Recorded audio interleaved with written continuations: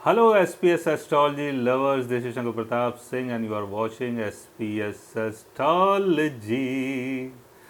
दोस्तों, आज मैं आपको बताने वाला हूँ वास्तु दोष के बारे में।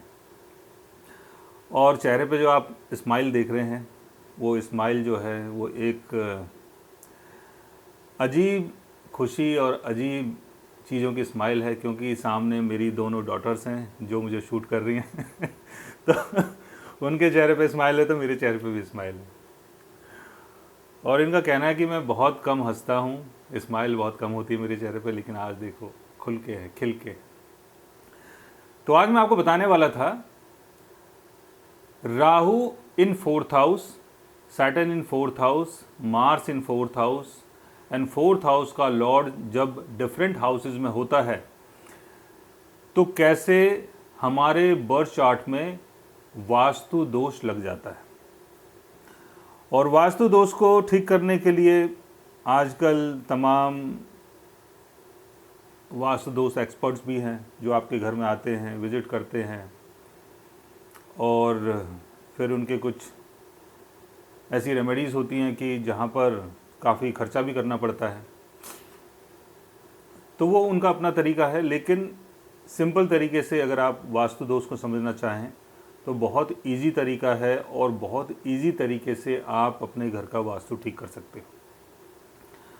हमारे बर्थ चार्ट में सारी चीज़ें होती हैं, चाहे वो वास्तु से संबंधित हो, पैसे से संबंधित हो, नौकरी से संबंधित हो, करियर से संबंधित हो, हेल्थ हो, आइसोलेशन हो, इनकम हो, क्रिएटिविटी हो, कुछ भी चीज़ और कोई भी चीज़ ऐसी नहीं है जो हमारे बर्थ चार्ट में ना हो। हमारे चार्ट में अगर वास्तु दोष को समझना है तो उसके लिए बर्थ चार्ट के 4th हाउस को समझना बहुत ज़रूरी है। 4th हाउस का लॉर्ड अगर कंबस्ट हो जाता है, रेट्रोगेशन में होता है, 4th हाउस के ऊपर अगर मैलेफिक ग्रहों की दृष्टि पड़ जाती है तो आपके बर्थ चार्ट में वास्तु दोष बन जाता है। अब मैलेफिक बहुत सारे ग्रह हैं, जैसे आपका सैटर्न हो गया, राहु हो गया, केतु हो गया, मार्स हो गया। अगर इनकी दृष्टि 4th हाउस में पड़ती है, या 4th हाउस के लॉर्ड के ऊपर पड़ जाती है, या 4th हाउस के लॉर्ड के साथ अगर इनकी प्लेसमेंट होती है, तो आप माने कि आपके घर में वास्तु दोष लग गया।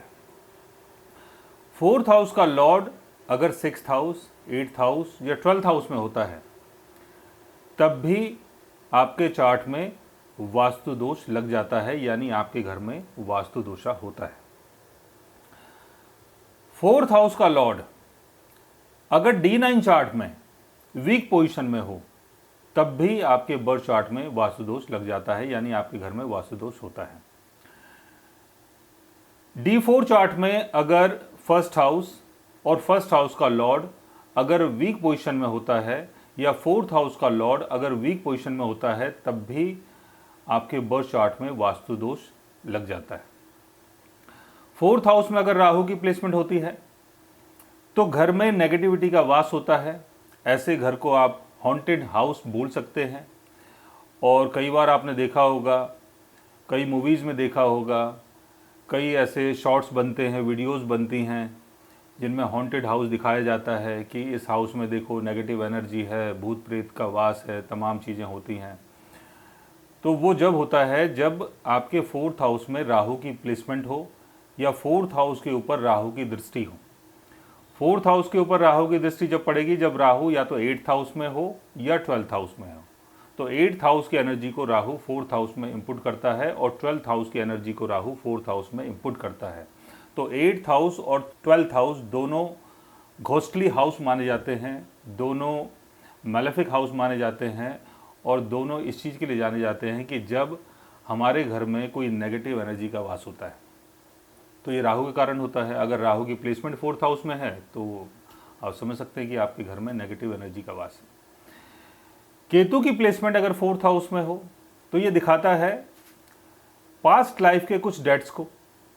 पास्ट लाइफ में आपने कुछ ऐसा किया था जिसके कारण आप 4th हाउस से संबंधित चीज़ों को एक्सपीरियंस नहीं कर पा रहे हो, या 4th हाउस से संबंधित चीज़ें आपको मिल रही हैं बट उसका स्वाद आपको नहीं मिल रहा है, तो ये केतु के कारण होता है।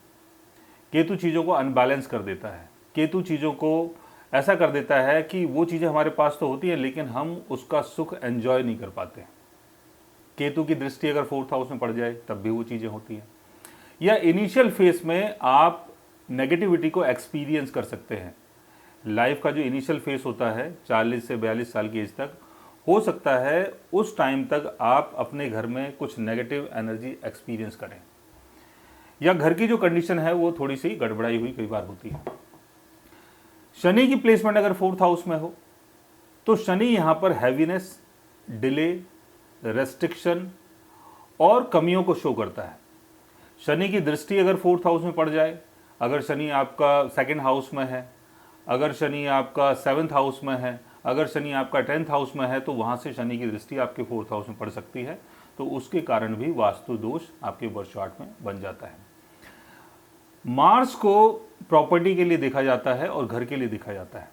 मार्स अगर डेबिलिटेशन में हो, 4th हाउस में मार्स की प्लेसमेंट हो, या मार्स अगर आपका 8th हाउस में है, 12th हाउस में है, मैलेफिक ग्रहों के साथ बैठा हुआ है, लाइक जैसे शनि हो गया, राहु हो गया, केतु हो गया, तब भी आपके बर्थ चार्ट में वास्तु दोष लग जाता है।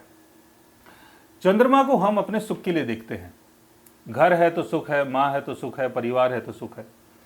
लेकिन चंद्रमा अगर आपके बर्थ चार्ट में डेबिलिटेशन में हो, कंबशन में हो, और चंद्रमा अगर राहु शनि केतु के साथ हो, चंद्रमा की प्लेसमेंट अगर 6th हाउस, 8th हाउस या 12th हाउस में हो, या 4th हाउस में चंद्रमा बैठा हो लेकिन साथ में शनि बैठ गया हो, राहु बैठ गया हो, केतु बैठ गया हो, या राहु शनि केतु की दृष्टि 4th हाउस में पड़ रही हो और चंद्रमा वहीं पर हो, तब भी आपके बर्थ चार्ट में वास्तु दोष लग जाता है, क्योंकि आप मन से दुखी रहते हैं और आप सुख को एंजॉय नहीं कर पाते। ये सारी एक तरफ की चीज़ें हैं। अब दूसरी तरफ की चीज़ों को समझते हैं कि हम ऐसे कैसे जान सकते हैं अपने बर्थ चार्ट से और ग्रहों की प्लेसमेंट से कि हमारा घर का कौन सा कोना या कौन सा एंगल वास्तु दोष दिखाता है, क्योंकि आपके घर में बहुत सारे ऐसे एंगल्स होते हैं। सन को ईस्ट के लिए देखा जाता है, ईस्ट पोर्शन के लिए। सन अगर आपके बर्थ चार्ट में 10th हाउस में हो, सन अगर आपके बर्थ चार्ट में डेबिलिटेशन में हो, तो आपके घर में लाइट की कमी हो सकती है, जिसके कारण आपके बर्थ चार्ट में वास्तु दोष लग जाता है। मून को जोड़ा जाता है नॉर्थ वेस्ट डायरेक्शन से। मून हमारे नॉर्थ वेस्ट डायरेक्शन को कंट्रोल करता है, लेकिन मून अगर आपके बर्थ चार्ट में डेबिलिटेशन में है, वीक पोजीशन में है, तो आपके घर का नॉर्थ वेस्ट डायरेक्शन बिगड़ जाता है। मरकरी रिप्रेजेंट करता है आपके नॉर्थ डायरेक्शन को। मरकरी अगर आपके बर्थ चार्ट में डेबिलिटेशन में हो, राहु शनि केतु के साथ हो, रेट्रोगेशन में हो, तो आपके घर का नॉर्थ डायरेक्शन बिगड़ जाता है। सैटर्न को देखा जाता है वेस्ट डायरेक्शन के लिए। सैटर्न अगर डेबिलिटेशन में है, सैटर्न अगर वीक पोजीशन में है, सैटर्न अगर राहु और केतु के साथ है, तो आपके घर का वेस्ट जो पोर्शन है वो बिगड़ जाता है। तो यहाँ पर सैटर्न के कारण काफ़ी परेशानी हो सकती है। मार्स को देखा जाता है वेस्ट डायरेक्शन के लिए, साउथ डायरेक्शन के लिए। मार्स अगर आपके बर्थ चार्ट में डेबिलिटेशन में हो, वीक पोजीशन में हो, राहु शनि केतु के साथ हो, तो आपका जो साउथ डायरेक्शन है वो बिगड़ जाता है। वीनस को देखा जाता है साउथ ईस्ट डायरेक्शन के लिए। वीनस साउथ ईस्ट डायरेक्शन को कंट्रोल करता है आपके बर्थ चार्ट में या आपके घर में। अब आपके बर्थ चार्ट में जो साउथ ईस्ट डायरेक्शन है या आपके घर में जो साउथ ईस्ट डायरेक्शन है, वीनस अगर डेबिलिटेशन में आ गया, वीनस अगर रेट्रोगेशन में आ गया, तो आपके घर का साउथ ईस्ट डायरेक्शन बिगड़ गया। राहु को देखा जाता है साउथ वेस्ट डायरेक्शन के लिए। राहु हमारे साउथ वेस्ट डायरेक्शन को कंट्रोल करता है। राहु अगर आपके बर्थ चार्ट में डेबिलिटेशन में है, वीक पोजीशन में है, तो आपके घर का साउथ वेस्ट डायरेक्शन बिगड़ जाता है। जुपिटर को देखा जाता है नॉर्थ ईस्ट डायरेक्शन के लिए। जुपिटर अगर डेबिलिटेशन में है, जुपिटर अगर 6th house, 8th house, 12th house में चला गया है, जुपिटर अगर रेट्रोगेशन में चला गया है, तो आपका नॉर्थ ईस्ट डायरेक्शन बिगड़ जाता है। वैसे ही केतु आपके नॉर्थ ईस्ट डायरेक्शन को कंट्रोल करता है। तो केतु अगर वीक पोजीशन में है या केतु अगर आपके बर्थ चार्ट में कहीं मैलेफिक हाउस में बैठ गया है या कुछ अलग ग्रहों के साथ बैठा हुआ है, तो आपका नॉर्थ ईस्ट डायरेक्शन बिगड़ जाता है। तो इस तरीके से आप ये समझ सकते हैं कि अलग अलग ग्रह आपके अलग अलग डायरेक्शन को, घर के अलग अलग कोने को कंट्रोल करते हैं। और अगर कोई प्लेनेट आपके बर्थ चार्ट में वीक पोजीशन में है, तो आप ऐसा करें कि वो जिस कॉर्नर को कंट्रोल करते हैं, जैसे सन आपके ईस्ट कॉर्नर को कंट्रोल करते हैं, तो ईस्ट डायरेक्शन को ठीक करने के लिए आप वहाँ पर आप वहाँ पर वीट रख दो, जैगरी रख दो। और जैसे मैंने बताया कि जो आपका मरकरी है वो नॉर्थ डायरेक्शन को कंट्रोल करता है, तो उसके लिए नॉर्थ डायरेक्शन की तरफ आप कोई प्लांट रख दो, ग्रीन प्लांट रख दो, ताकि आपका नॉर्थ जो डायरेक्शन है वो स्ट्रांग हो।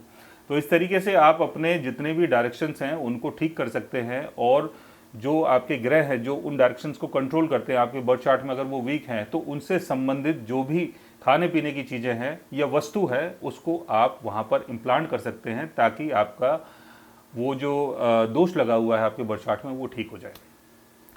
सो गाइस, आज मैंने आपको बताया कि हमारे घर में वास्तु दोष कैसे बनता है और उसके तमाम रीजंस मैंने आपको बताए हैं। अगर आप भी जानना चाहते हैं अपने घर के वास्तु के बारे में या प्लेनेटरी पोजीशन के बारे में, तो उसके लिए आप हमारे चैनल को सब्सक्राइब कर सकते हैं। और अगर आप हमसे बात करना चाहें, कंसल्ट करना चाहें, पर्सनली हमसे मिलना चाहें, तो आप हमारे व्हाट्सएप के थ्रू, हमारे ईमेल आईडी के थ्रू आप हमसे मिल भी सकते हैं, बात भी कर सकते हैं, और गाइज आप हमसे कंसल्ट भी कर सकते हैं। So guys, take care, love you all and good bye.